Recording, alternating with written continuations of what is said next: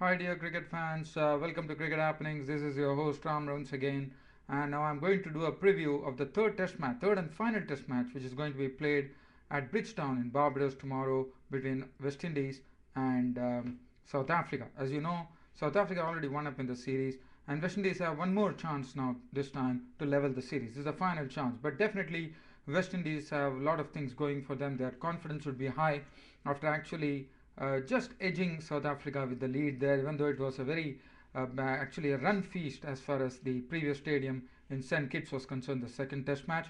Now, the third Test match is going to be a different ball game because it's Bridgetown, Barbados. Bridgetown, Barbados is renowned for its pace and bounce, and also there is a feeling the news that we have is that it could also turn out to be a very good batting pitch too. So both the teams are going to have a very good time there. Now, as far as West Indies are concerned, what West Indies have done is they have gone for Dale Richards. Now, Dale Richards, as you know, he did very well in the one-dayers, and Travis Dolan was looking a bit out of sorts. So Travis Dolan loses his place to Dale Richards, and Dale Richards, I think it's a good choice because Dale Richards could play some very good strokes. And you know, he's attacking batsman too. I know in test matches we can't be attacking, but still, you know, you can take the initiative away by hitting some good boundaries, and suddenly the confidence comes back. So Chris Gill Dale Richards will be opening the innings like the one-dayers, and then Narsingh Deonarayan also looked impressive the other day with his batting. But Narsingh Deonarayan, well, he has been getting the 50s and 60s. It's time that he starts, goes and makes a century. So that's what one would be expecting as far as West Indies is concerned.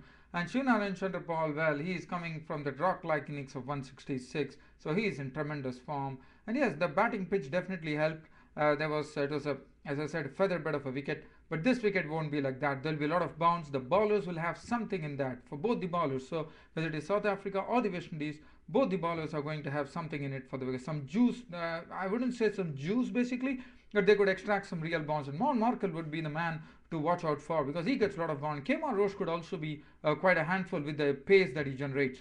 Well, Dwayne, then we have Brendan Nash. Brendan Nash is coming on the heels of a very good century now, and he was looking very good too. He was actually scoring at every opportunity he got, so he was looking very good. Dwayne Bravo, well, limited knock that he got, he was good, but the other day, due to the game plan, he just started playing around. But as you know, Dwayne Bravo can be very troublesome at times because he wouldn't really give an inch to the bowler sometimes. Dinesh Ramadan is a very good batsman, no doubt about that. But in this series, we have not seen Dinesh Ramadan really flower and live up to the expectations. Maybe the Bridgetown Barbados pitch should be the one which Dinesh Ramadan is looking for to get a good score.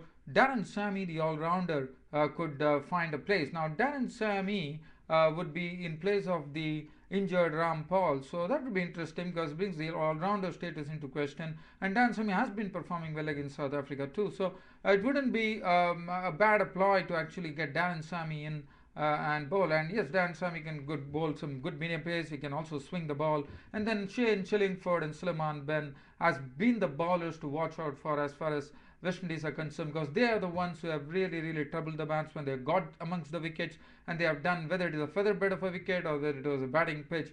It doesn't matter. Shane Chillingford has been very impressive. Like looks like a player for the future. The off spinner Shane Chillingford and Suleiman Ben has also been looking very good indeed. Kemar Roach, I already spoken about him. He would be quite a handful with his pace and his bounce on the Bridgetown Barbados pitch.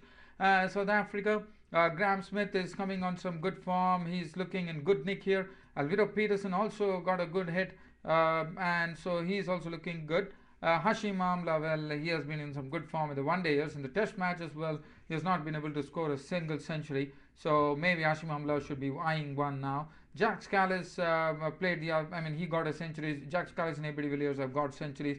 So they are looking good. And JP Duminy.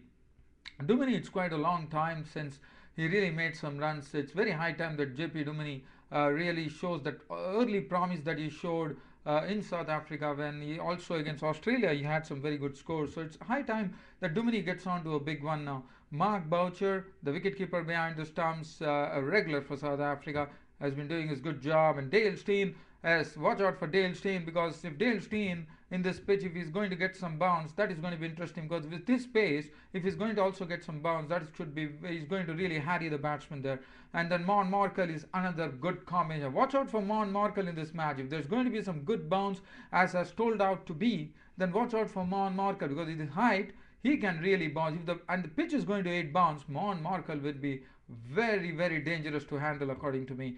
And then the bowlers, Paul Harris and Johan Botha, whether they are going to play. If Johan Botha is going to come into the mix in place of Lanbaba Sutsobe, maybe Johan Botha could be given an opportunity, because we have a left arm spinner, they have a right arm off spinner, and even though the pitch might not be turning at the start, maybe at the end of the day, when South Africa require from the foot marks, both the bowlers would be able to really turn the ball square, and that would be very interesting. So I think it would, all in all, it could be a very good test match. The third test match, as I said, West Indies have one opportunity to actually level the series. For South Africa, confidence absolutely sky high, because they're 1-0 up in the series, nothing to lose, so they would really go for it. So we are going to have a very good tussle here at the Bridgetown, Barbados tomorrow, where the third test match between West Indies and South Africa starts tomorrow.